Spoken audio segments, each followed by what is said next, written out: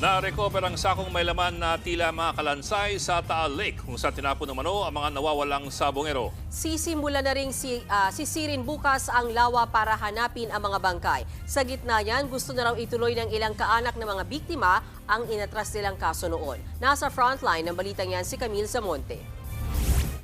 Nakasilid sa sako ang mga sunog na buto na ito na nahukay ng mga pulis sa gilid ng Taal Lake sa Laurel, Batangas. Ayon sa Calabarzon Police Regional Office, natagpuan ang mga buto sa lugar kung saan sinasabing dinala ang mga pinatay na missing sabongero base sa isiniwalat ni Julie Dondon Patidongan alias Totoy. Susuriin ang mga buto para makumpirma kung buto ito ng tao at kung tutugma ang mga ito sa mga nawawalang sabongero. Sa hiwalay na video naman na inilabas ng Department of Justice, makikita ang pag-ahon sa sako mula sa tubig. Ayon sa DOJ, natagpuan ito malapit sa Pangpang.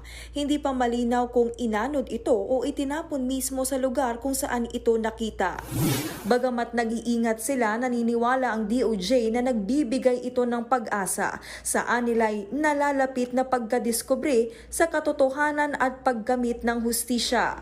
Bago ang pagkakadiskubre sa sako ng mga buto, pumalaot na rin kanina ang mga tauhan ng Philippine Coast Guard sakay ang mga rubber boat sa Taal Lake sa Laurel at Talisay, Batangas. Nagsagawa muna sila ng technical assessment bago sisirin ang lawa para hanapin ang bangkay ng mga nawawalang sabongero. Kabilang sa pinuntahan ng mga diver at ilang opisyal ng gobyerno ang isang palaisdaan. Ito raw ang ground zero kung saan posibleng itinapon ang bangkay ng mga sabongero.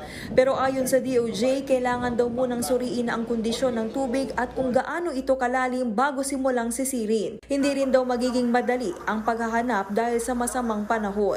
We can expect na yung tubig ay medyo hindi masyadong clear, no? Medyo murky. Pero dahil po sa mga equipment na pinapahiram po sa atin ng PCG at mga equipment na ipapahiram ng hopefully ng Japanese government at iba pang mga ahensya, at we can get a good picture of what it looks like down there.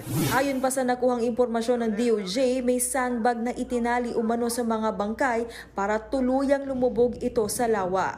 At kahit 4 na taon na ang nakalipas, umaasa pa rin ng DOJ na may mare-recover pa ring bangkay. Pero kahit walang bangkay, ang mahalaga raw ay mapatunayan ang kasong murder, lalo't hindi lang naman daw ito ang ebidensya.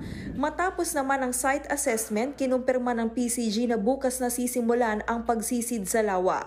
Pinag-aaralan na rin kung pwedeng gumamit ng submersible drone at iba pang kagamitan.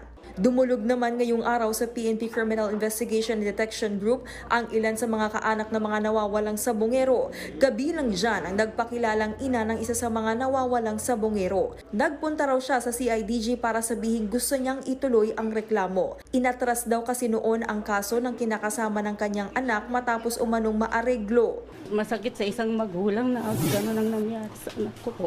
Kaya hanggang ngayon, hindi po siya maalis sa puso ko, sa isip ko, araw-gabi po.